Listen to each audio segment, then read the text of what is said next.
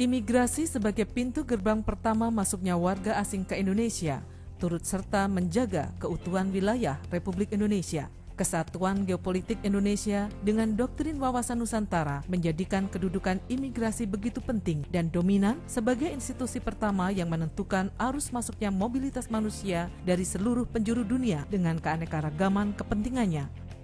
Memasuki tahun 2012, usia imigrasi Indonesia mencapai 62 tahun. Serangkaian pencapaian telah tercatat, khususnya terkait dengan pembangunan yang berbasis sistem aplikasi teknologi informasi dan komunikasi untuk mendukung pelayanan keimigrasian.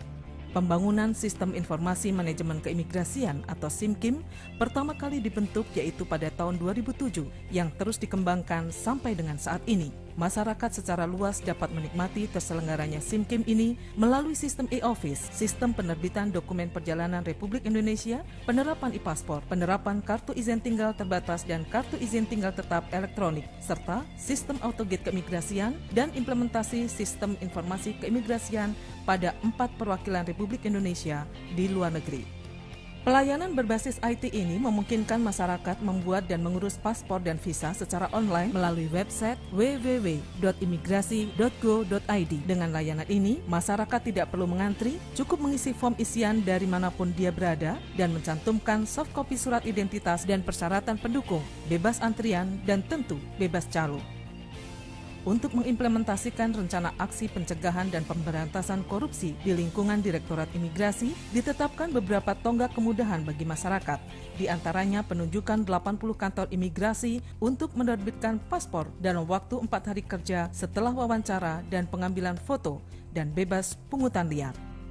Mengadakan fasilitas informasi tentang status permohonan melalui Short Message Service atau SMS, menertibkan biro jasa, dan penyediaan kotak pengaduan masyarakat dan menerapkan sistem antrian dalam setiap pelayanan di kantor-kantor imigrasi.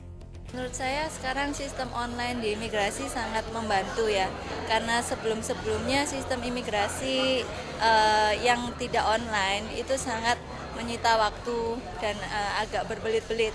Tapi dengan sistem online yang sekarang lebih terkomputerisasi dan cara kerjanya lebih terorganisir lagi, dan itu sangat membantu kita sebagai para pemohon untuk memproses surat-surat di kantor imigrasi ini. Sistem berbasis teknologi informasi yang dilaksanakan tidak hanya untuk mendukung pelayanan, namun juga untuk mendukung pengawasan keimigrasian, seperti Enhanced Cekal System sebagai aplikasi pencegahan dan penangkalan terpusat, dan People Movement System sebagai aplikasi manajemen pencatatan perlintasan yang telah ada sejak tahun 2007 dan telah diimplementasikan di 5 kantor imigrasi melalui tempat pemeriksaan imigrasi utama di Indonesia, yaitu di TPI Juanda, Ngurah Rai, Soekarno-Hatta, Polonia, dan Batam Center. Upaya pencegahan dan pemeriksaan berbasis IT diterapkan juga dalam sistem Border Control Management yang merupakan pengembangan dan penggabungan dari sistem PMS dan ECS dan juga merupakan penggabungan pelayanan visa kunjungan saat kedatangan atau visa on arrival.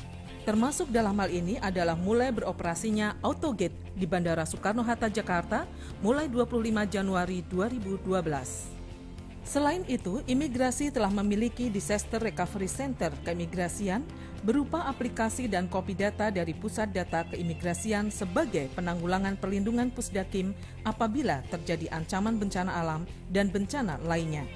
Di sisi lain, hukum keimigrasian di Indonesia telah mengalami perubahan paradigma, ditandai telah disahkannya dan diundangkannya Undang-Undang Keimigrasian yang baru, yaitu Undang-Undang Nomor 6 Tahun 2011.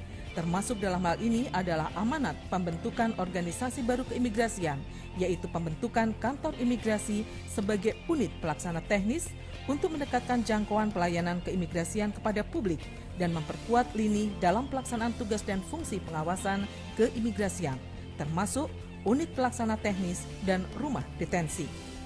Dengan diundangkannya Undang-Undang Nomor 6 Tahun 2011, telah dilaksanakan upaya penegakan hukum terhadap timbulnya beberapa kasus pelanggaran keimigrasian dengan dijatuhkannya tindakan berupa pendeportasian terhadap warga negara asing.